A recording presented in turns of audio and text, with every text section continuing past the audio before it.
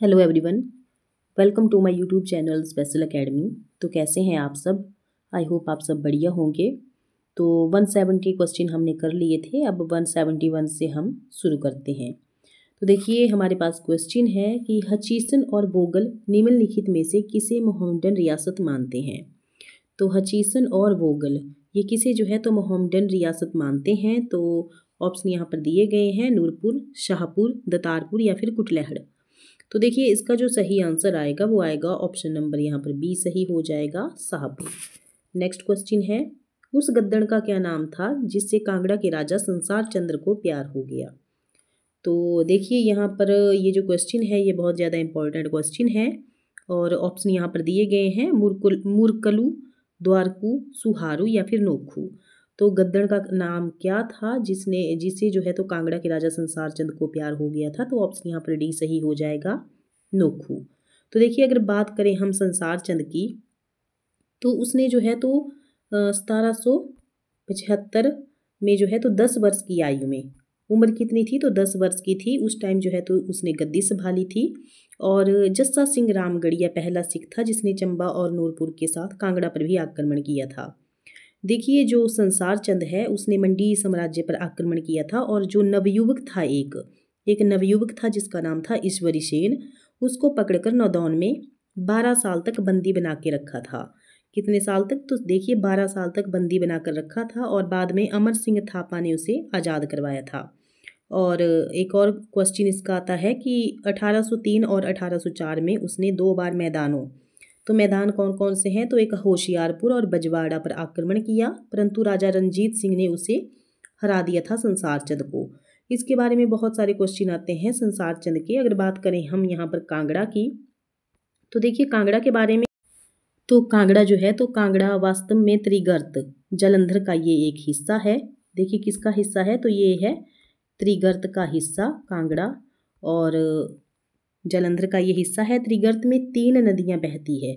तो पहली है, एक तो सतलुज है, एक व्यास है और एक है रावी। सतलुज, व्यास और रावी।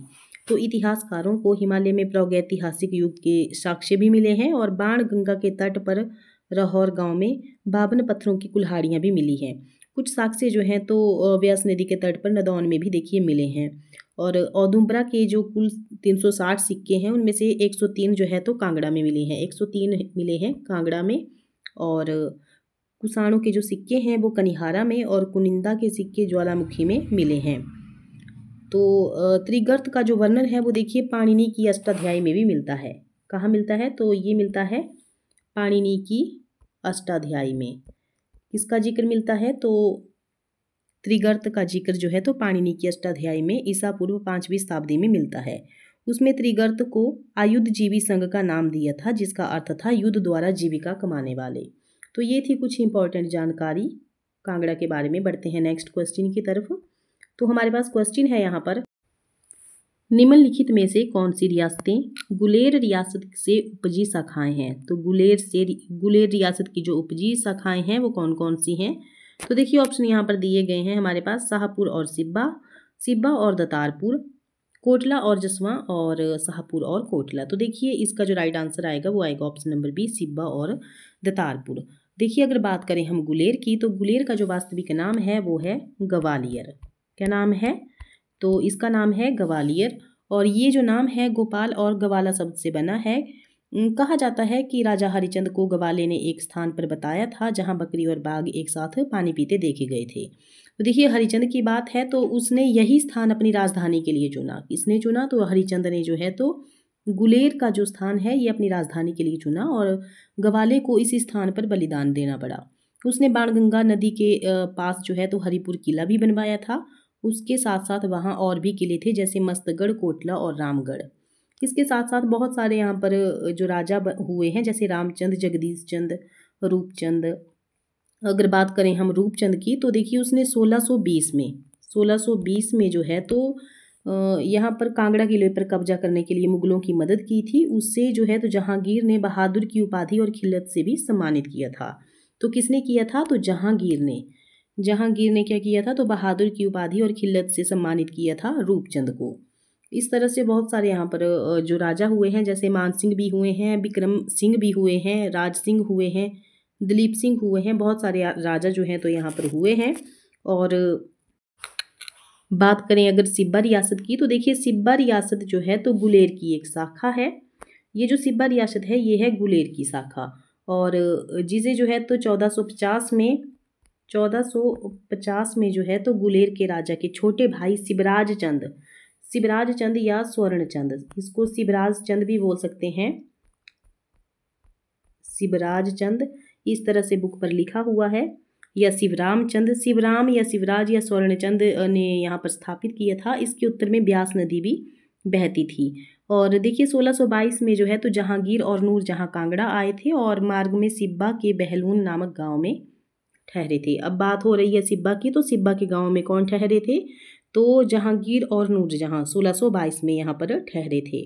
सिब्बा जो है तो 1786 से लेकर 1806 में गोरखों के आक्रमण तक संसार चंद के अधीन रहा था। इसमें सिब्बा का राजा जो है तो गोविंद सिंह था। और सिब्बा का जो अंतिम राजा था वो कौन था, तो श्याम। देखिए इसका जो अंतिम राजा था वो था श्याम सिंह जो है तो इसका अंतिम राजा था। और इसको स्थापना किसने की थी, तो देखिए स्वर्णचंद ने इसकी स्थापना की थी। स्वर्णचंद या प्रथम जो राजा कह सकते हैं आप, तो प्रथम जो हो गया तो स्वर्णचंद और अंतिम हो गया श्याम सिंह। और इसी तरह से अगला यहाँ पर दिया गया है दतारपुर। तो देखिए दतारपुर के बारे में क्या है यहाँ पर, तो दतारपुर भी क्या है, जसवा रियासत से ये आधी थी। जो जसवा रियासत है, अगर जसवा की बात की जाए तो इसकी स्थापना 1170 में कटोच परिवार के एक राजा पूर्वचंद ने की थी। और ये कांगड़ा रियासत की एक पहली शाखा थी।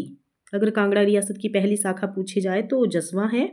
और ये क्या थी, तो जसवा से ये आधी थी, जसवा रियासत से ये आधी थी दतारपुर। और यहाँ पर जो है तो काफ़ी उपजाऊ क्षेत्र था ये।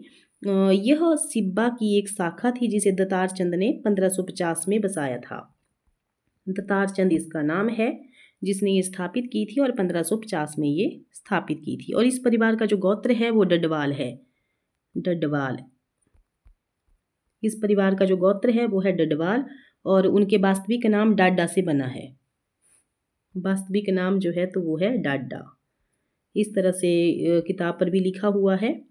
तो बढ़ते हैं नेक्स्ट क्वेश्चन की तरफ। नेक्स्ट है हमारे पास, कांगड़ा रियासत का अंतिम राजा कौन था। तो देखिए कांगड़ा रियासत का अंतिम राजा कौन था, तो अनिरुद्ध चंद जो है तो यहाँ पर सही आंसर हो जाएगा। अनिरुद्ध चंद जो था तो कांगड़ा रियासत का अंतिम राजा था। नेक्स्ट क्वेश्चन है हमारे पास, प्राचीन कांगड़ा राज्य के कटोच राजवंश का संस्थापक किसे कहा जाता है, किसे माना जाता है, तो इसका जो राइट आंसर आएगा वो आएगा option number A, Bhumichand. Next है, कांगड़ा रियासत के किस वंशज को मेजर की उपाधि 1888 में ब्रिटिश आर्मी में दी गई थी। तो देखिए ऑप्शन यहाँ पर दिए गए हैं, लुहारचंद, जयचंद, किरातचंद या फिर उदयचंद। ऑप्शन बी यहाँ पर सही हो जाएगा, जयचंद। नेक्स्ट है, किस रियासत का राजा अपनी रियासत सिखों से बचाने में कामयाब रहा था, क्योंकि उसने अपने परिवार की 2 राजकुमारियों का विवाह ध्यान सिंह, जो कि महाराजा रणजीत सिंह का मंत्री था, के परिवार के साथ किया था। तो इसका जो राइट आंसर आएगा वो आएगा ऑप्शन नंबर डी, सिब्बा।